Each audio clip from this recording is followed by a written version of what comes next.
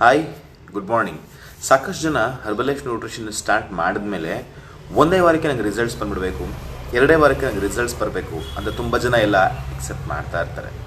ಆದರೆ ನೀವು ಎಕ್ಸ್ಪೆಕ್ಟೇಷನ್ ಏನೇ ಇರಲಿ, ಬಟ್ ನೀವು ಯೋಚನೆ ಮಾಡಬೇಕಾಗಿರೋವಂಥದ್ದು ನಿಮ್ಮ ವೆಯ್ಟ್ ರಾತ್ರೋರಾತ್ರಿ ಗೇನ್ ಆಗಿಲ್ಲ ಅಥವಾ ಒಂದು ತಿಂಗಳಲ್ಲಿ ಗೇನ್ ಆಗಿರೋದಿಲ್ಲ. It's take A long time. ಉದಾಹರಣೆಗೆ ಹೇಳಬೇಕು ಅಂತ ಹೇಳಿದ್ರೆ, ನಾವು ತಿಂದಂತಹ ಫುಡ್ ನಮ್ಮ ಬಾಡಿನಲ್ಲಿ ಡೈಜೆಷನಲ್ಲಾಗಿ ಅದರಿಂದ ಬರುವಂಥ ಶುಗರ್ ಎಲ್ಲ ನಮ್ಮ ಬಾಡಿ ಎಲ್ಲ ಖರ್ಚು ಮಾಡಿಕೊಂಡು ಉಳಿದಿದ್ದು ಎನರ್ಜಿಯಾಗಿ ಶುಗರ್ ಫಾರ್ಮೇಟ್ನಲ್ಲಿ ಗ್ಲೈಕೋಜನ್ ರೂಪಿ ಸ್ಟೋರ್ ಆಗಿ ಅದು ಎಲ್ಲ ಫ್ಯಾಟಾಗಿ ಕನ್ವರ್ಟ್ ಆಗೋಕ್ಕೆ ತುಂಬ ಟೈಮ್ ತೊಗೊಂಡಿರುತ್ತೆ. ಅದು ನಮಗೆ ಗೊತ್ತಿರೋದಿಲ್ಲ, ಅಷ್ಟೇ ನೆಗ್ಲೆಕ್ಟ್ ಮಾಡಿರ್ತೀವಿ, ಬಿಟ್ಬಿಡ್ತೀವಿ. ಸೊ ಡೇ ಬೈ ಡೇ ಹೋಗ್ತಾ ಈ ಇನ್ಸುಲಿನ್ ರೆಸಿಸ್ಟೆನ್ಸ್ ಅನ್ನೋದು ಜಾಸ್ತಿ ಆಗಿ ಬಾಡಿನಲ್ಲಿ ಬೇರೆ ಪ್ರಾಬ್ಲಮ್ಸ್ಗಳು ಜಾಸ್ತಿ ಆಗಿಬಿಡುತ್ತೆ. ಅದು ಓವರ್ ವೆಯ್ಟ್ ಆಗಿರ್ಬೋದು, ಅಥವಾ ಅನ್ಹೆಲ್ತಿ ಲೈಫ್ ಸ್ಟೈಲ್ ಆಗಿರಬಹುದು, ಫ್ಯಾಟಿ ಲಿವರ್ ಆಗಿರಬಹುದು, ಅಥವಾ ಕೊಲೆಸ್ಟ್ರಾಲ್ ಜಾಸ್ತಿ ಆಗುವಂಥದ್ದಾಗಿರಲಿ, ಏನು ಬೇಕಾದ್ರೂ ಆಗಿರ್ಬೋದು. ಇದೆಲ್ಲ ಆಗೋದಕ್ಕೆ ಈ ಥರ ಎಲ್ಲ ಚಿಕ್ಕ ಮಿಸ್ಟೇಕ್ಸ್ಗಳನ್ನ ನಾವು ಇಗ್ನೋರ್ ಮಾಡಿರೋದಕ್ಕೆ ಕಾರಣ. ಬಟ್ ಈ ಶೇಕ್ ಶುರು ಮಾಡಿದ್ಮೇಲೆ ಅದು ಒಂದೇ ವಾರಕ್ಕೆ ಅಥವಾ ಒಂದೇ ತಿಂಗಳಿಗೆ ರೆಡಿ ಆಗಿಬಿಡಬೇಕು ಅಂದರೆ ಕಷ್ಟ ಆಗುತ್ತೆ. ಶೇಕ್ ಶುರು ಮಾಡಿದ ಇನಿಷಿಯಲ್ ಸ್ಟೇಜಲ್ಲಿ ಕೆಲವರಿಗೆ ಅದು ಬಹಳ ಫಾಸ್ಟಾಗಿ ಅಡ್ಜಸ್ಟ್ ಆಗಿಬಿಡುತ್ತೆ. ಬಿಕಾಸ್ ಅವ್ರಿಗೆ ಯಾವುದೇ ರೀತಿ ಲ್ಯಾಕ್ಟೋಸ್ ಇಂಟಾಲರೆನ್ಸ್ ಇಶ್ಯೂಸ್ ಇರೋದಿಲ್ಲ, ಅಥವಾ ಬೇರೆ ಅವ್ರಿಗೆ ಏನು ಪ್ರಾಬ್ಲಮ್ಸ್ ಇರೋಲ್ಲ. ಜ್ಯೂಸ್ ಫಾರ್ಮೇಟಲ್ಲಿ ಆಗಿರಲಿ ಅಥವಾ ಲಿಕ್ವಿಡ್ ಫಾರ್ಮೇಟ್ನ ತೊಗೊಂಡು ಅಭ್ಯಾಸ ಇರುತ್ತೆ, ಅಥವಾ ನೋ ಇಶ್ಯೂಸ್. ಕೆಲವರಿಗೆ ನನ್ನಂಥವ್ರಿಗೆ ಅದು ಇನಿಷಿಯಲಿ ತುಂಬಾ ಇಶ್ಯೂಸ್ ಆಗುತ್ತೆ. ಯಾಕಂದ್ರೆ ನನಗೆ ಲ್ಯಾಕ್ಟೋಸ್ ಇಂಟಾಲರೆನ್ಸ್ ಇಶ್ಯೂಸ್ ಇಲ್ಲ, ಬಟ್ ನಂಗೆ ಶೇಕ್ ಶುರು ಮಾಡೋ ಟೈಮ್ನಲ್ಲಿ ನನಗೆ ಸ್ವಲ್ಪ ಅನ್ಕನ್ವೀನಿಯೆಂಟ್ ಅಂತ ಅನಿಸಿದ್ದು ನಿಜ. ಎಸ್ಪೆಷಲಿ ನಾನು ಚಾಕ್ಲೇಟ್ ಫ್ಲೇವರ್ ನಾನು ಫಸ್ಟು ಕುಡಿದಿದ್ದು. ನನಗೆ ಆ್ಯಕ್ಚುಲಿ ಚಾಕ್ಲೇಟ್ ಸಾಕತ್ತು ಇಷ್ಟಪಡ್ತೀನಿ. 4 kg ಚಾಕ್ಲೇಟ್ ಕೊಟ್ಟರು ತಿನ್ನೋಷ್ಟು ಆಸೆನೂ ಇದೆ, ತಿನ್ನೋಷ್ಟು ಕೆಪಾಸಿಟಿನೂ ಇದೆ. ಬಟ್ ಆಫ್ಟರ್ ಒಂದು 250-350 ml ಅಷ್ಟು ಚಾಕ್ಲೇಟ್ ಶೇಕ್ನ ಕುಡಿಲಿಕ್ಕಾಗಲಿಲ್ಲ. ಮ್ಯಾಂಗೋನು ಅಷ್ಟೇ, ಮ್ಯಾಂಗೋ ಹಣ್ಣನ್ನು ತುಂಬ ಇಷ್ಟಪಟ್ಟು ಕುಡಿತೀನಿ. ಅಷ್ಟೇ ಯಾಕೆ ಹೊರಗಡೆ ಸಿಗುವಂಥ ಆ ದರಿದ್ರ ಬೇರೆ ಕಂಪ್ನಿಗಳದ್ದು ಜ್ಯೂಸ್ ಕೂಡ ಕುಡಿತೀನಿ. ಬಟ್ ಅದೇನೋ ಮ್ಯಾಂಗೋ ಫ್ಲೇವರ್ ನನಗೆ ಇನಿಷಿಯಲಿ ನಂಗೆ ಇಷ್ಟ ಆಗಲಿಲ್ಲ. ಬಟ್ ಒಂದು 2-3 ಸಲ ನನ್ನ ಬಾಡಿ ಡಿಟಾಕ್ಸಿಫಿಕೇಷನ್, ಅದೇನು ಹೊಟ್ಟೆಲಿರೋದು ಏನೇನಿದು ಕಲ್ಮಶ ವಸ್ತುಗಳೆಲ್ಲ ಕ್ಲಿಯರೆನ್ಸ್ ಆದಮೇಲೆ ಅದು ನಮ್ಮ ಬಾಡಿಗೆ ಬಹಳ ಫಾಸ್ಟಾಗಿ ಅಡ್ಜಸ್ಟ್ ಆಗೋಯಿತು. 1 week 2 weeks ಆಗ್ತಾ ನಾನು ನನ್ನ ಚೇಂಜಸ್ನ ನೋಟೀಸ್ ಮಾಡೋಕ್ಕೆ ಶುರು ಮಾಡಿದೆ. ತುಂಬ ಜನ ನೋಟೀಸ್ ಮಾಡೋದಿಲ್ಲ, ತೊಗೊಳ್ತಾ ಇದ್ದಾರೆ, ಬರೀ ವೆಯ್ಟ್ ಫೋಕಸ್ ಮಾಡ್ತಾರೆ. ನನಗೇನು ರಿಸಲ್ಟ್ಸ್ ಬರ್ತಿಲ್ಲ, ಇವ್ರಿಗೆಲ್ಲ ಬರ್ತಿದೆ, ನನಗೇನೋ ಬರ್ತಿಲ್ಲ, ಇವ್ರಿಗೆಲ್ಲ ಬರ್ತಿದೆ. ಹಾಗಲ್ಲ, ನಿಧಾನಕ್ಕೆ ಯೋಚನೆ ಮಾಡಬೇಕು. ಮೊದಲಿಗಿಂತ ನಾನು ಇವತ್ತು ಹೇಗೆ ಬೆಟರ್ ಇದ್ದೀನಿ, ನಿನ್ನೆಗಿಂತ ನಾನು ಇವತ್ತು ಹೇಗೆ ಉತ್ತಮವಾಗಿದ್ದೀನಿ, ನನ್ನ ಬಾಡಿನಲ್ಲಿ ಏನು ಫ್ಯಾಟ್ ಪರ್ಸೆಂಟೇಜ್ ರಿಡ್ಯೂಸ್ ಆಗಿದೆ. ವೇಯಿಂಗ್ ಸ್ಕೇಲ್ ಅಂತ ಬರ್ತದೆ, ನಾನು ಆಲ್ರೆಡಿ ಅಮರನ್ದು ವೇಯಿಂಗ್ ಸ್ಕೇಲ್ ಬಗ್ಗೆ ಹೇಳಿದ್ದೆ. ಸೊ ಅದರಲ್ಲಿ ನಮ್ಮ ಬಾಡಿಯಲ್ಲಿ ಫ್ಯಾಟ್ ಪರ್ಸೆಂಟೇಜ್ ಕಡಿಮೆ ಆಗೋದ್ರ ಬಗ್ಗೆ, ಮಸಲ್ ಗೇನ್ ಆಗೋ ಬಗ್ಗೆ, BMR ಈ ಥರ ತರಹೇವಾರಿ ಬಾಡಿ ಪ್ಯಾರಾಮೀಟರ್ಸ್ಗಳು ಇರುತ್ತೆ. ಸೊ ಅದರಲ್ಲೆಲ್ಲ ಡಿಫ್ರೆನ್ಸ್ ಆಗ್ತಾ ಇರುತ್ತೆ. ಬಟ್ ನಮ್ಗೆ ನೋಟಿಸ್ ಮಾಡೋಕ್ಕಾಗಲ್ಲ, ಬಿಕಾಸ್ ನಮ್ಮ ಬಾಡಿ ತುಂಬ ಹಾಳಾಗ್ಬಿಟ್ಟಿರುತ್ತೆ, ತುಂಬ ಹದಗೆಟ್ಬಿಟ್ಟಿರ್ತದೆ. ನೀವು ನೋಡಿ, ವರ್ಷಾನ್ಗಟ್ಟಲೆ ಪಾಚಿ ಕಟ್ಟಿರುವಂಥ ಟ್ಯಾಂಕ್ನ ನೀವು ಒಂದು ಸಲ ತೊಳೆದ ತಕ್ಷಣ, 2 ಸಲ ತೊಳೆದ ತಕ್ಷಣ ಫುಲ್ 100% ಕ್ಲಿಯರ್ ಆಗಲ್ಲ. It's take A long time. ಅದು ತೊಳಿತಾ ಕ್ಲಿಯರ್ ಆಗುತ್ತೆ. ಅದೇ ನಿಮ್ಗೆ 1 ವರ್ಷ 2 ವರ್ಷ ಕಟ್ಟಿದ ಪಾಚಿ ನಿಮ್ಗೆ ಒಂದು ಸಲಕ್ಕೆ ಹೊರಟೋಗುತ್ತೆ. ಒಳ್ಳೆ ನೀವು 10 ವರ್ಷ ಕಟ್ಟಿದ ಪಾಚಿ ಟ್ಯಾಂಕ್ನ ತೊಳೆಯೋಕ್ಕೆ ಇಟ್ಸ್ ಟೇಕ್ ಎ ಟೈಮ್.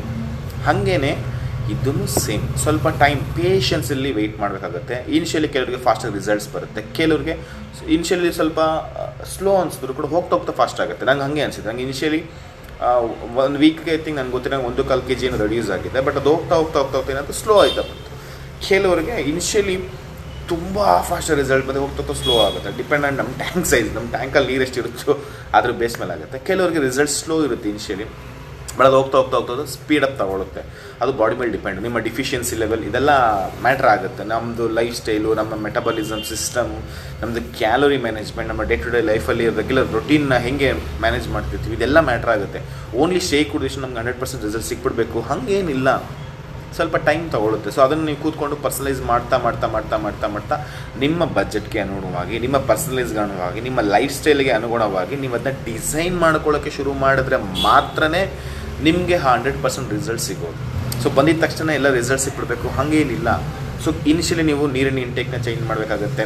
ಅದೇನು ನಿಮ್ಮ ಮೊದಲಿಷ್ಟು ಇಂಟೇಕ್ ಮಾಡ್ತಿದ್ರು, ಇವಾಗ ಅದನ್ನು ಚೇಂಜ್ ಮಾಡ್ಕೋಬೇಕಾಗುತ್ತೆ. ಊಟದ ಪದ್ಧತಿಗಳನ್ನ ಚೇಂಜ್ ಮಾಡ್ಕೋಬೇಕಾಗುತ್ತೆ. ಸ್ನ್ಯಾಕ್ಸ್ ಟೈಮ್ ಅಂತ ಏನಿದೆಯೋ ಅದನ್ನು ಚೇಂಜ್ ಮಾಡ್ಕೋಬೇಕಾಗುತ್ತೆ. ಊಟದ ಹ್ಯಾಬಿಟ್ಸ್, ಎಲ್ಲದಕ್ಕಿಂತ ಹೆಚ್ಚಾಗಿ ಕ್ಯಾಲೋರಿ ಮ್ಯಾನೇಜ್ಮೆಂಟ್, ನಿದ್ರೆ ವೆರಿ ಇಂಪಾರ್ಟೆಂಟ್. ಮತ್ತು ಮೆಡಿಕೇಷನ್ಸಲ್ಲಿ ನೀವೇನೋ ಇದ್ದೀರಾ ಅದನ್ನು ಚೆಕ್ ಮಾಡ್ಕೋಬೇಕಾಗುತ್ತೆ. ಆ್ಯಂಡ್ ಇದ್ರ ಜೊತೆಗೆ ನೀವು ಶೇಕ್ ಆದಮೇಲೆ ಏನಾದ್ರು ತಿಂತಿಲ್ವಾ, ಶೇಕ್ನ ಯಾವ ಟೈಮಲ್ಲಿ ತೊಗೊಳ್ತಿದ್ದೀರಾ, ನೀರಿನ ಇಂಟೇಕ್ ಯಾವ ಮೂಮೆಂಟ್ನಲ್ಲಿ ಮಾಡ್ತಾಯಿದ್ದೀರಾ, ಎಲ್ಲದಕ್ಕಿಂತ ಹೆಚ್ಚಾಗಿ ನಿಮ್ಮ ಫಿಸಿಕಲ್ ಆ್ಯಕ್ಟಿವಿಟಿ ಹೇಗಿದೆ, ಇದೆಲ್ಲನೂ ಕೂಡ ನಿಮ್ಮ ರಿಸಲ್ಟ್ಸ್ ಬರೋದಕ್ಕೆ ಬಹಳ ಮುಖ್ಯ ಆಗುತ್ತೆ ಬೌದ್ಧಿಕವಾಗಿ. ಹೀಗೆ ಇದರಿಂದ ನೋಡೋದಾದರೆ, ಇಂಡೈರೆಕ್ಟ್ಲಿ ನೋಡೋದಾದರೆ ನಿಮ್ಮ ಸ್ಟ್ರೆಸ್ ಲೆವೆಲ್, ನಿಮ್ಮ ಲೈಫ್ ಸ್ಟೈಲಿನಲ್ಲಿ ಹೀಗೆ ನೀವು ಡೈಲಿ ಕೋಪದಲ್ಲಿ ಇರ್ತೀರಾ, ಸ್ಟ್ರೆಸ್ ಮಾಡ್ಕೊಳ್ತಿರ್ತೀರ, ನಗ್ನಗ್ತಾ ಇರ್ತೀರಾ, ನಾರ್ಮಲ್ ಆಗಿರ್ತೀರಾ, ಆರಾಮಾಗಿರ್ತೀರಾ, ಅಗ್ರೆಸಿವ್ ಆಗಿರ್ತೀರಾ, ಇದು ಎಲ್ಲನೂ ಕೂಡ ಕೌಂಟ್ ಆಗುತ್ತೆ ನಿಮ್ಮ ರಿಸಲ್ಟ್ಸ್ ಬರೋದಕ್ಕೆ. ಅದು ವೆಯ್ಟ್ ಲಾಸ್ ಆಗಿರಲಿ, ವೆಯ್ಟ್ ಗೇನ್ ಆಗಲಿ, ಎಲ್ಲನೂ ಮ್ಯಾಟ್ರ್ ಆಗುತ್ತೆ. ಬರೀ ಫುಡ್ ಇಂಟೇಕ್ ಮಾಡಿಬಿಟ್ಟು ಕ್ಯಾಲರಿ ಮ್ಯಾನೇಜ್ಮೆಂಟ್ ಮಾಡಿದ ತಕ್ಷಣ ನಿಮ್ಗೆ ರಿಸಲ್ಟ್ಸ್ ಬರೋದಿಲ್ಲ. ಸೊ ಇದೆಲ್ಲ ಹಿನ್ನೆಲೆ ತುಂಬ ಇರುತ್ತೆ. ಸೊ ಅದಕ್ಕೆ ಇನಿಷಿಯಲ್ ನೀವು ಯಾರು ಶುರು ಮಾಡ್ತಿದ್ದೀರಾ, ನಿಮಗೆ ಹೇಳೋದು ಇಷ್ಟೇ, ಪೇಷನ್ಸ್ ಇರಬೇಕು. ನಾನೆಲ್ಲ ವಿಡಿಯೋಲಿ ಹೇಳ್ತೀನಿ, ಪ್ರಾಡಕ್ಟ್ಸ್ ಮುಖ್ಯ ಆಗುತ್ತೆ, ಕೋಚ್ ಮುಖ್ಯ ಆಗುತ್ತೆ, ಕಮ್ಯುನಿಟಿ ಮುಖ್ಯ ಆಗುತ್ತೆ. ನಿಜ, ಇದು ನಮ್ಮ ಕಡೆದೇ ನಿಮಗೆ ಸಿಗೋವಂಥದ್ದು. ಬಟ್ ನೀವು ಮಾಡಬೇಕಾಗಿರುವಂಥದ್ದು ಪೇಷನ್ಸ್, ಪ್ರಾಪರ್ ಗೈಡ್ಲೈನ್ಸ್ನ ಕ್ಲಿಯರಾಗಿ ಅರ್ಥ ಮಾಡಿಕೊಂಡು ಅದರ ತಕ್ಕ ಹಾಗೆ ನಡಿಬೇಕು. ಒಬ್ಬರ ಹತ್ರನೇ ಕರೆಕ್ಟಾಗಿ ಕೋಚಿಂಗನ್ನು ತೊಗೊಳ್ತಾ ಅವ್ರು ಏನು ಹೇಳ್ಕೊಡ್ತಾರೋ ಅದನ್ನು ನೀಟಾಗಿ ಫಾಲೋ ಮಾಡಬೇಕು. ಆವಾಗ ಅಷ್ಟೇ ನಿಮಗೆ ರಿಸಲ್ಟ್ಸು ಸೂಪರಾಗಿ ಬರೋದು. ಇದನ್ನು ನೀವು ಅರ್ಥ ಮಾಡಿಕೊಂಡ್ರೆ ಅಷ್ಟೇ ಮಾತ್ರ ನಿಮ್ಮ ಟ್ರಾನ್ಸ್ಫಾರ್ಮೇಷನ್ಗೆ ನಿಮಗೆ ಹೆಲ್ಪ್ ಆಗುತ್ತೆ. ಇಲ್ಲ ಅಂದರೆ ಸ್ಲೋ ಡೌನ್ ಆಗುತ್ತೆ, ಅಥವಾ ನಿಮಗೆ ಡಿಮೋಟಿವೇಟ್ ಆಗಬಹುದು, ಅಥವಾ ನಿಮಗೆ ಇಂಟ್ರೆಸ್ಟ್ ಕಡಿಮೆನೂ ಆಗಬಹುದು. ಹೀಗೆ ಏನು ಬೇಕಾದ್ರೂ ಆಗಿರಬಹುದು. ಸೊ ಅದಕ್ಕೆ ನಾನು ಆಲ್ರೆಡಿ ಏನು ಹೇಳಿರೋ ಹಾಗೆ ಪೇಷನ್ಸ್ ಜೊತೆಗೆ ಏನು ಹೇಳ್ಕೊಡ್ತೀವಿ ಅದನ್ನೆಲ್ಲ ನೀಟಾಗಿ ಮ್ಯಾನೇಜ್ಮೆಂಟ್ ಮಾಡಬೇಕು. ಆ್ಯಂಡ್ ನಿಮ್ಮ ವೀಕ್ಲಿ ಏನು ಈಗ ನಮ್ಮ ಸ್ಕೂಲಲ್ಲಿ ಹೆಂಗೆ ಡೈರಿಗಳನ್ನ ಮೇಂಟೈನ್ ಮಾಡ್ತಿದ್ವೋ, ಹೆಂಗೆ ಪೇರೆಂಟ್ಸ್ ಮೀಟಿಂಗ್ ಮಾಡ್ತಿದ್ದೀವೋ, ಹಾಗೆ ನಿಮ್ಗೆ ಕೂಡ ವೀಕ್ಲಿ ನಿಮ್ಮ ಪೇರೆಂಟ್ಸ್ ಅಂದರೆ ನಿಮ್ಮ ಕೋಚ್ ನಿಮ್ಮ ಪೇರೆಂಟ್ಸ್ ಆಗಿರ್ತಾರೆ ಈ ಟ್ರಾನ್ಸ್ಫಾರ್ಮೇಷನ್ ಜರ್ನಿಯಲ್ಲಿ. ಸೊ ಅವ್ರ ಜೊತೆ ಕೂತ್ಕೊಂಡು ಎಲ್ಲಿ ಮಿಸ್ ಹುಡುಕಿದೆ, ಏನು ಕತೆ, ಅದನ್ನ ತಿಳ್ಕೊಂಡು ಅರ್ಥ ಮಾಡ್ಕೊಂಡು ಅನಾಲಿಸಿಸ್ ಮಾಡಿಕೊಂಡು ನೆಕ್ಸ್ಟ್ ಅಪ್ಗ್ರೇಡ್ ಮಾಡ್ಕೊಳ್ಳೋದಾ, ಅಥವಾ ಏನು ಮಾಡಿಫೈ ಮಾಡ್ಕೊಳ್ಳೋದಾ, ಅಥವಾ ಏನು ಎಡಿಟ್ ಮಾಡ್ಕೊಳ್ಳೋದು, ಇವೆಲ್ಲ ನೀವು ಕೋರ್ಸಲ್ಲಿ ಕೇಳಬೇಕಾಗುತ್ತೆ. ಐ ಥಿಂಕ್ ಇದು ಇನಿಷಿಯಲಿ ನಿಮ್ಮ ಸೆಟಪ್ ಅಂತ ನನ್ನ ಭಾವನೆ. ಮತ್ತು ತುಂಬ ಜನ ಮಾಡುವಂಥ ಇನ್ನೊಂದು ಮಿಸ್ಟೇಕ್ಸ್ಗಳು, ಶುರುನಲ್ಲಿ ಅವ್ರು ಹೇಳಿದ ತಕ್ಷಣ ಅಷ್ಟೊಂದು ಪ್ರಾಡಕ್ಟ್ಸ್ಗಳನ್ನ ತೊಗೊಂಡ್ಬಿಡೋದು. ಹಾಗೆಲ್ಲ ಮಾಡೋಕ್ಕೆ ಹೋಗ್ಬೇಡಿ. ನಿಮ್ಮ basic budget it's a meal replacement. So ಎಲ್ಲ ಸಪ್ಲಿಮೆಂಟ್ಸ್ಗಳು ತೊಗೋಬೇಕಂತ ಯಾವ ಕಂಪ್ನಿನೂ ಹೇಳಿಲ್ಲ, ಯಾವ ಒಳ್ಳೆ ಕೋಚು ನಿಮ್ಗೆ ಹೇಳೋದಿಲ್ಲ. ಸೊ ನಿಮ್ಗೆ ಬರೀ ಪ್ರಾಡಕ್ಟ್ಸ್ನ ಡಂಪ್ ಮಾಡ್ತಿದ್ದಾರೆ ಅಂತ ಹೇಳಿದ್ರೆ ಅರ್ಥ ಮಾಡ್ಕೊಳ್ಳಿ, ನಿಮಗೆ ಆ ಕೋಚ್ ಸೂಕ್ತ ವ್ಯಕ್ತಿ ಅಲ್ಲ. ನಿಮ್ಮ ಬಜೆಟ್ ಜೊತೆಗೆ ನಿಮ್ಮ ಸಿಸ್ಟಮ್, ನಿಮ್ಮ ಮನಿ ಮ್ಯಾನೇಜ್ಮೆಂಟ್ ಸಿಸ್ಟಮ್ ಎಲ್ಲನೂ ಕೂಡ ಅರ್ಥ ಮಾಡ್ಕೋಬೇಕು. ಮತ್ತು ನಿಮ್ಗೆ ಎಲ್ಲ ಸಪ್ಲಿಮೆಂಟೇಷನ್ಸ್ನ ಆ್ಯಡ್ ಮಾಡಬೇಕಂತ ರೂಲ್ಸು ಏನೂ ಇಲ್ಲ. ನಿಮ್ಮ ಮೀಲ್ ರಿಪ್ಲೇಸ್ಮೆಂಟ್ ಆದರೆ ಫಸ್ಟ್ ಸಾಕು, ಅದು ಬೆಸ್ಟ್. ಒಂದು ಮೀಲ್ ರಿಪ್ಲೇಸ್ಮೆಂಟ್ ಮಾಡ್ಕೊಳ್ಳಿ, 2 ರಿಪ್ಲೇಸ್ಮೆಂಟ್ ಮಾಡ್ಕೋಬಹುದು ಅಷ್ಟು. ಅದು ಬಿಟ್ಟರೆ ಎಲ್ಲನೂ ತೊಗೋಬೇಕು ಹಾಗೇನಿಲ್ಲ. ಸೊ ಅದನ್ನು ನೀವು ಕರೆಕ್ಟಾಗಿ ಮಾಡಿ, ಏನು ಮಾಡಿದ್ರೆ ನೀವು ಅದನ್ನು ಕರೆಕ್ಟಾಗಿ ಮಾಡಿದ್ರೆ ಅದು ಆ್ಯಕ್ಚುಲಿ ರಿಸಲ್ಟ್ ಸೂಪರಾಗಿ ಬರುತ್ತೆ. ನಿಮ್ಗೆ ಯಾವ್ದು ಇಷ್ಟ ಆಗುತ್ತೋ ಅದೇ ಫ್ಲೇವರ್ನ ತೊಗೊಳ್ಳಿ. ಅಲ್ಲಿಲ್ಲ ಅಂದರೆ ಪರವಾಗಿಲ್ಲ, ಒಂದು ದಿವಸ ಲೇಟ್ ಮಾಡಿ. ಕೆಲವು ಸಲ ನಿಮ್ಮ ಕೊಚ್ಚಿದ್ರೆ ಆ ಫ್ಲೇವರ್ ಇಲ್ಲದೇ ಇರಬಹುದು, ಅಥವಾ ಔಟ್ ಆಫ್ ಸ್ಟಾಕ್ ಆಗಿರಬಹುದು, ವೆಯ್ಟ್ ಮಾಡಿ.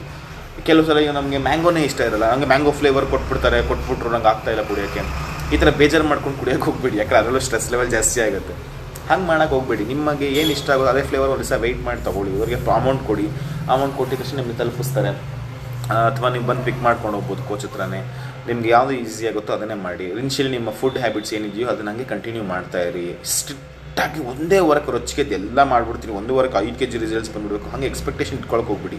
ಅದು ಆಗೋದು ಇಲ್ಲ, ಮತ್ತು ನಿಮ್ಗೆ ಅದು ಪ್ರಾಬ್ಲಮ್ಸ್ ಆಗುವಂಥ ಚಾನ್ಸಸ್ ಜಾಸ್ತಿ ಇರುತ್ತೆ. ಆರಾಮಾಗಿ ಮಾಡಿ, ಕೂಲಾಗಿ ಮಾಡಿ, ರಿಲ್ಯಾಕ್ಸಾಗಿ ಮಾಡಿ, ಪೇಷನ್ಸ್ ಇರಲಿ. Thank you so much and by.